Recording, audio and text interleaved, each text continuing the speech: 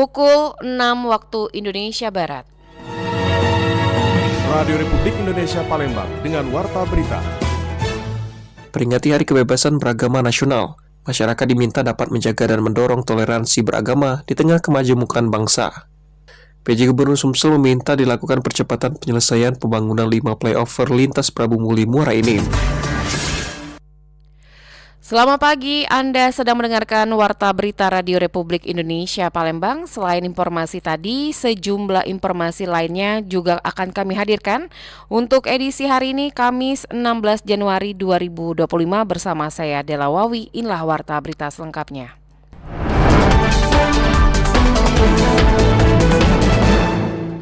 Peringati Hari Kebebasan Beragama Nasional, masyarakat diminta dapat menjaga dan mendorong toleransi beragama di tengah kemajemukan bangsa. Dewan Pembina Majelis Ulama Indonesia MUI Kota Palembang mengharapkan agar semua pihak di tanah air khususnya di Kota Palembang dapat terus menjaga dan menjunjung tinggi perbedaan agama atau kerukunan antar umat beragama. Hal tersebut diungkapkan Dewan Pembina Majelis Ulama Indonesia MUI Kota Palembang (SAIMM). Bertepatan dengan Hari Keberagaman Beragama Nasional, SAIMM mengharapkan agar semua pihak dapat saling menjaga toleransi dan tidak memaksakan satu agama kepada agama lainnya. Ya, artinya begini, mereka ini kan silakan meyakini kepercayaan agamanya mereka masing-masing. Tidak ada pemaksaan untuk menganut satu agama, gitu kan. Nah, itu sehingga nanti akan terjadi namanya toleransi, kerukunan, kan seperti itu. Jadi agama A tidak boleh memaksa orang yang di agama B untuk masuk agama A. Nah, seperti itu kan. Orang agama C tidak boleh memaksa orang B harus masuk agama C. Tidak boleh kan. Jadi kalau dalam bahasa Al-Quran itu lakum dinukum waliyadin.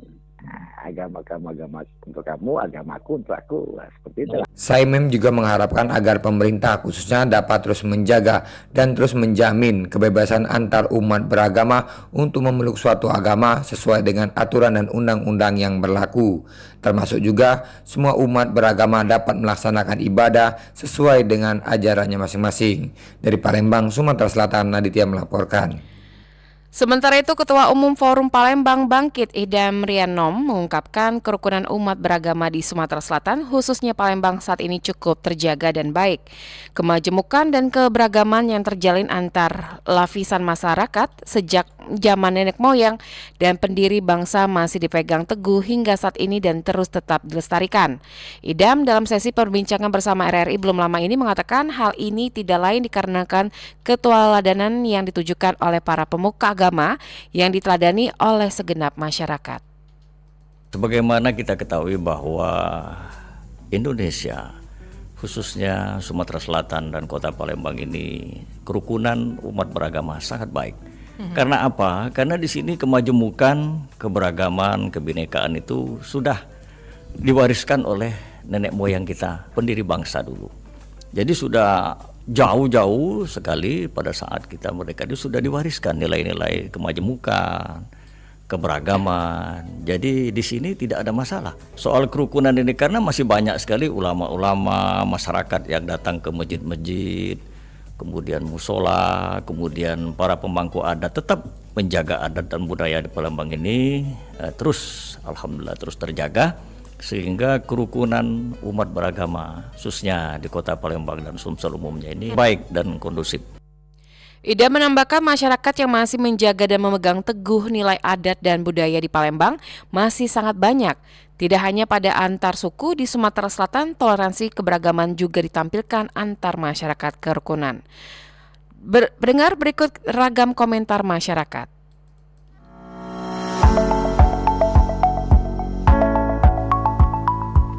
Saya Melati Abdiska. Kami mengakui dan menghargai hak setiap individu untuk memilih, memeluk, dan menjalankan agamanya. Mari kita jaga keharmonisan dan toleransi beragama. Kebebasan beragama adalah hak asasi yang tak terpisahkan dari kemanusiaan. Mari kita jaga dan lestarikan kebebasan ini untuk menciptakan masyarakat yang harmonis.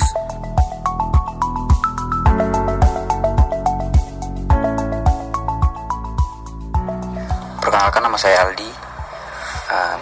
Jika menanggapi tentang kebebasan beragama dan juga kebebasan dalam memilih suatu kepercayaan di Indonesia, tentu saja ada beberapa hal yang bisa dibicarakan. Yang pertama tentang regulasi pemerintah. Pemerintah sudah mengatur sedemikian rupa untuk suatu wadah di mana di dalamnya kita bisa bebas untuk memilih dan juga mempercayai beberapa atau salah satu agama yang ada di Indonesia. Tentu saja itu yang pertama dari segi regulasi pemerintah, yang kedua dari masyarakatnya itu sendiri. Untuk dari masyarakatnya itu sendiri bisa kita lihat hari raya besar agama, contohnya Lebaran ataupun Natal, kita saling mendukung, kita saling bekerja sama, kita saling menjaga satu sama lain, tidak ada kericuhan dan tidak ada rasa superior dari antara beberapa agama. Kita saling support dan tidak ada konflik, hampir tidak ada konflik untuk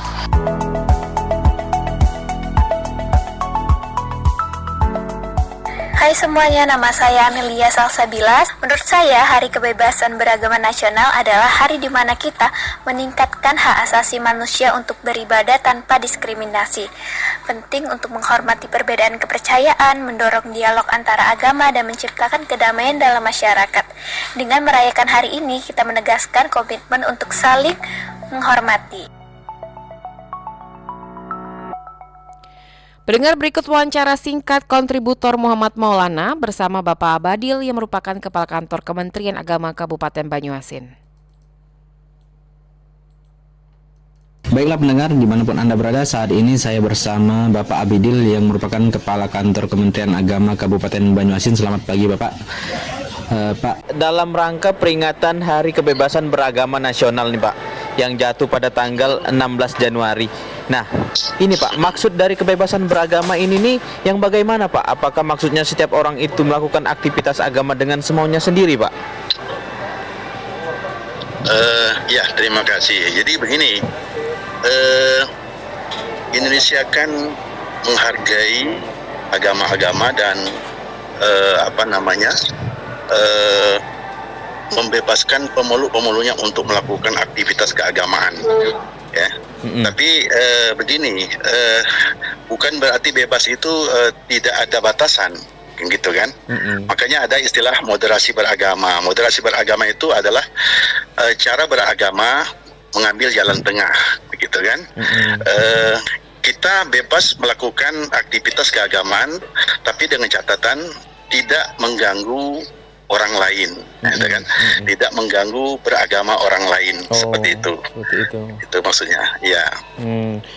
Kalau untuk memeluk suatu agama itu Pak, apakah ada jaminan perlindungan dari negara kita Pak?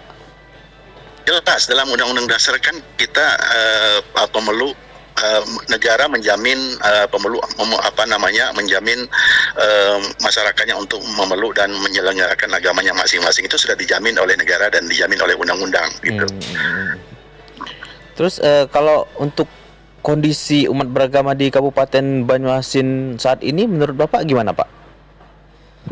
Alhamdulillah di Banyuasin khususnya kondisi keberagamaan di Banyuasin sangat kondusif, ya.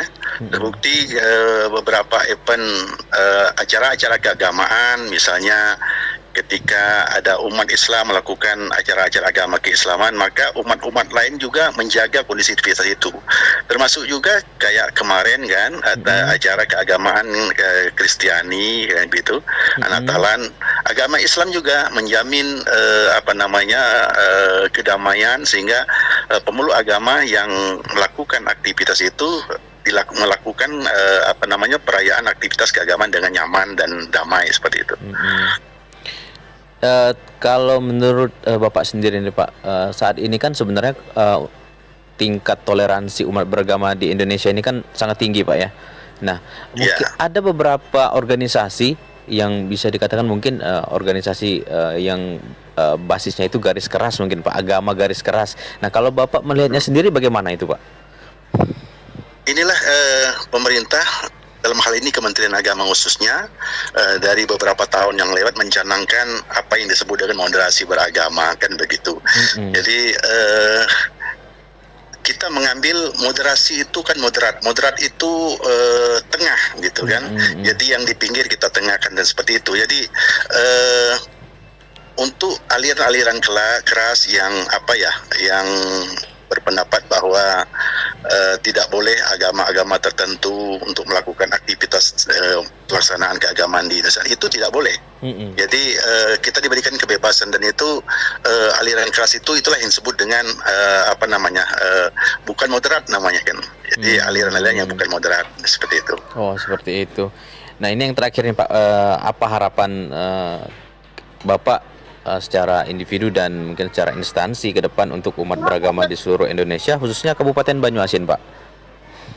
Ya, harapan kami khususnya di Banyuasin, karena saya selaku Kepala Kantor Kementerian Agama Kabupaten Banyuasin, mengharapkan untuk menjaga menjaga kondusivitas yang selama ini memang sudah begitu damai kehidupan keberagamaannya antara agama yang satu dengan agama yang saling menghargai, dan tentunya toleransi umat beragama dengan pemerintah, toleransi umat beragama dengan sesama agama, dan toleransi umat beragama dengan agama lain sangat terjaga dengan baik, dan ini harus kita betul-betul jaga dan kita pertahankan kondisivitas itu. Baik, terima kasih ya Pak atas waktu Bapak yang sudah diberikan. Selamat pagi ya Pak. Assalamualaikum.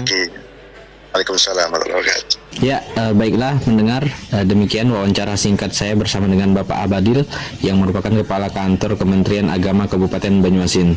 Dari Kabupaten Banyuasin, Pro 1 RRI terus mengudara untuk Indonesia.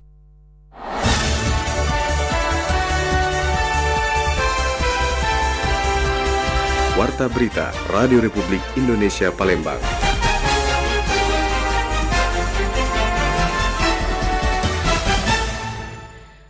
PJ Gubernur Sumatera Selatan Ellen Setiadi meminta dilakukan percepatan penyelesaian pembangunan 5 flyover lintas Prabu Muli Muara Enim yang merupakan tempat perlintasan kereta api pengangkut batu bara. PJ Gubernur Sumatera Selatan Ellen Setiadi mengatakan ada 5 ruas flyover yang harus dilakukan percepatan pembangunannya, mengingat adanya peningkatan volume lalu lintas angkutan batu bara melalui jalur kereta api dan Sungai Musi yang semakin padat. Menurut Ellen, ruas Simpang Belimbing sangat mendesak dibutuhkannya flyover. Untuk itu ia mengusulkan untuk dapat dipercepat dengan pembiayaan dibantu oleh PT Kereta Api Indonesia, sedangkan flyover di Gunung Megang, Ujan Mas, serta Sudirman Muara Enim diusulkan untuk mendapatkan pembiayaan dari Kementerian Perhubungan atau Kementerian Pekerjaan Umum dan Perumahan Rakyat. Jadi kalau kita bangun flyover ini, nanti kita sambungkan dengan operasional yang ada di pelabuhan yang di Palembang ini, itu kita bisa meningkatkan 34 juta ton tambahan, kita bisa ekspor batu bara. Nah, nilai manfaatnya sangat besar sekali. Paling tidak ada tambahan untuk melalui dana DBH kita sekitar 270 miliar. Itu tambahannya aja ya. Kalau kita hitung multiplier ekonominya, multiplier efeknya, itu akan dapat sekitar 2 triliunan dari ada uang beredar di masyarakat, bayangkan. Kalau hitung tenaga kerjanya, hitungan kasar ya, belum akademiknya, mungkin akan ada sekitar 150.000 sampai 200.000 orang bekerja langsung tidak langsung. Bayangkan, kita punya potensi dan itu hilang selama ini nggak kita manfaatkan, hanya karena flyovernya nggak jadi-jadi. Ellen menjelaskan pada tahun 2024, kapasitas batu bara di Sumsel sebesar 56 juta ton. Kapasitas ini masih dapat ditingkatkan lagi, terlebih sepanjang Januari hingga Desember, harga batu bara relatif stabil. Dengan adanya pembangunan flyover ini sebagai upaya peningkatan PAD Sumsel dan memberikan kenyamanan serta keamanan bagi masyarakat di wilayah perlintasan kereta api. Polda Sumsel periode awal Januari 2025 berhasil memusnahkan 49,64 kg sabu asal Afghanistan, Pakistan, dan Iran.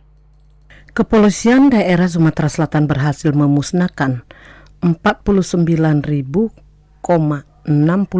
kg sabu dari ungkap periode awal Januari tahun 2025 dari 3 tersangka.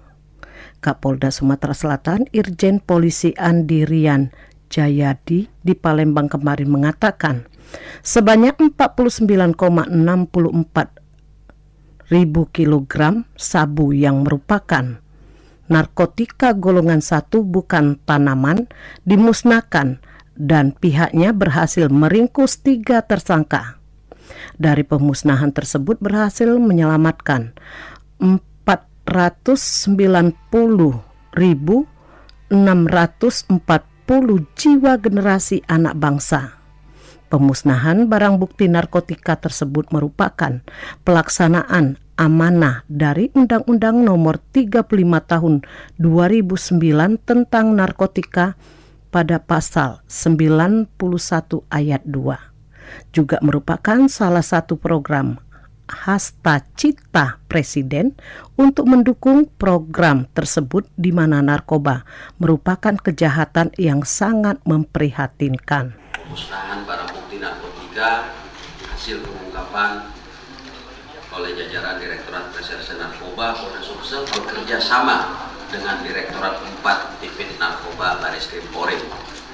Pada kesempatan ini saya sekali lagi mengucapkan terima kasih dan apresiasi atas kehadiran Bapak-Bapak Ibu sekalian dalam rangka pemusnahan barang bukti narkotika yang merupakan pelaksanaan amanah dari undang-undang, yaitu Undang-Undang Nomor 35 Tahun 2009 tentang narkotika pada pasal 91 ayat 2. Barang bukti yang akan dimusnahkan pada hari ini adalah hasil pengungkapan kasus pada bulan Januari 2025 ini. Ini terdiri dari narkotika golongan 1 bukan tanaman berupa syabu seberat 49,64 gram, 49 kg, saya ulangi 49,64 kg. Dengan berhasil menangkap 3 tersangka. Dari pengungkapan ini tadi sudah dijelaskan juga, kalau kita hitung-hitung akan menyelamatkan generasi penerus bangsa sebanyak kurang lebih 490.640. Perlu kami sampaikan kepada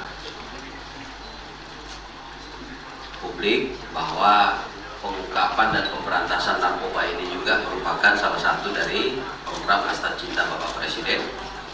Tentu bagian daripada pengungkapan ini adalah bagian untuk mendukung program tersebut. Dan kita ketahui bersama bahwa kejahatan narkoba merupakan kejahatan extraordinary crime, di mana kejahatan ini merupakan kejahatan yang memiliki dampak besar dan sistematis terhadap masyarakat luas. Penyalahgunaan dan peredaran gelap narkotika dalam bentuk apapun ini sudah sangat memprihatinkan, dan kita ketahui bahwa Sumatera Selatan, wilayah kita ini tidak lagi hanya sebagai sekedar daerah lintasan, tetapi juga sudah menjadi sasaran pemasaran. Menurut Kapolda Sumatera Selatan, adapun narkoba ini agak berbeda dengan yang sebelumnya kalau dilihat kemasannya, manual, dan perbedaannya juga terdapat di warnanya agak berbeda, dan hasil identifikasi diduga barang tersebut berasal dari segitiga bulan sabit bukan dari segitiga emas, dan diduga berasal dari Afghanistan, Pakistan, dan Iran. Sementara PJ Gubernur Sumatera Selatan Ellen Setiadi sangat mengapresiasi semua pihak yang berhasil mengungkap kasus tersebut dan memusnahkan barang bukti sebanyak 49,64 kg sabu.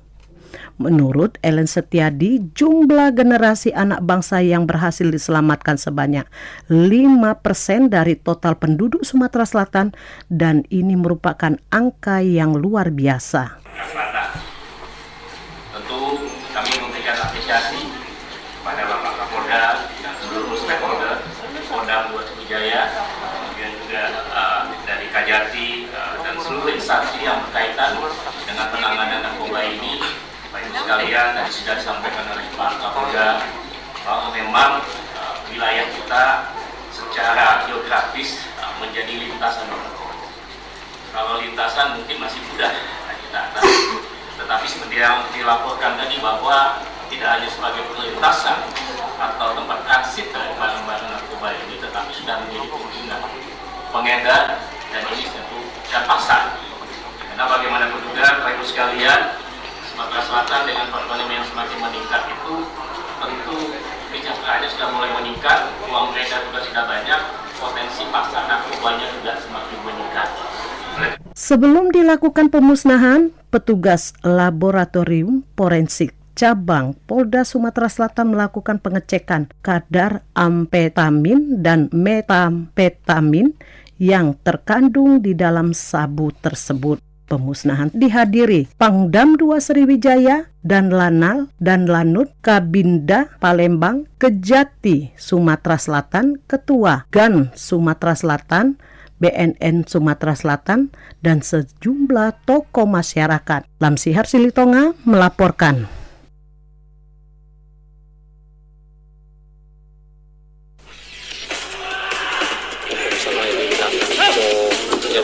Olahraga atletik Sumatera Selatan berharap pemusatan latihan Nggak usah mulu-mulu kan, karena dilihat dari persiapan sekarang. Dan Sriwijaya FC tidak akan terpengaruh Pelatih dengan pemain sudah memahami kesabaran masing-masing. Berita olahraga.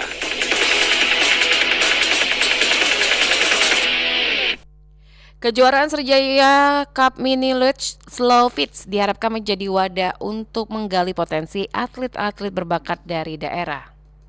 Pengurus Provinsi Perbasasi Sumatera Selatan bersama Sriwijaya Club resmi membuka kejuaraan Sriwijaya Cup Mini League Slow Pitch musim pertama tahun 2025.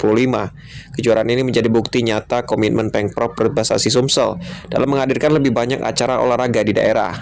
Ketua Perbasasi Sumsel Aufa Sarizal mengungkapkan, sebanyak 7 klub softball turut ambil bagian dalam kejuaraan ini, dengan 6 klub berasal dari Sumatera Selatan dan 1 klub dari Lampung. Ia juga mengungkapkan tingginya antusiasme peserta dalam kejuaraan ini. Pihaknya ingin memastikan bahwa olahraga softball di Sumsel terus berkembang, sehingga kejuaraan seperti ini akan menjadi wadah untuk menggali potensi atlet-atlet berbakat dari daerah. Sementara ini kita baru Liga Softball ya, untuk softball mini liga, dan kedepannya kita lihat nanti bagaimana respon dan animo dari para peserta, dari pecinta-pecinta softball. Kedepannya kita bila softball dan baseball kita laksanakan semua. Semakin banyak turnamen, semakin banyak kita akan bisa menjaring para atlet-atlet kita. Aufa juga menambahkan bahwa kegiatan serupa akan digelar secara rutin setiap 3 bulan sekali sepanjang tahun. Ini merupakan langkah awal untuk memperkuat pembinaan atlet dan juga memperkenalkan olahraga softball ke masyarakat lebih luas. Dari Jakabaring Sport City, Ari Rizky dari Palembang terus mengudara untuk Indonesia. Informasi tadi mengakhiri warta berita pagi ini. Sebelum berpisah kami sampaikan kembali topik berita aktual pagi ini, diantaranya peringati Hari Kebebasan Beragama. Maksud kami peringati Hari Kebebasan Beragama Nasional, masyarakat diminta dapat menjaga dan mendorong toleransi beragama di tengah kemajemukan bangsa. PJ Gubernur Sumatera Selatan Ellen Setiadi meminta dilakukan percepatan penyelesaian pembangunan 5 flyover lintas Prabu Muli Muara Enim yang merupakan tempat perlintasan kereta api pengangkut batu bara. Kami yang bertugas untuk pagi hari ini, saya Delawawi undur diri dan sampai jumpa.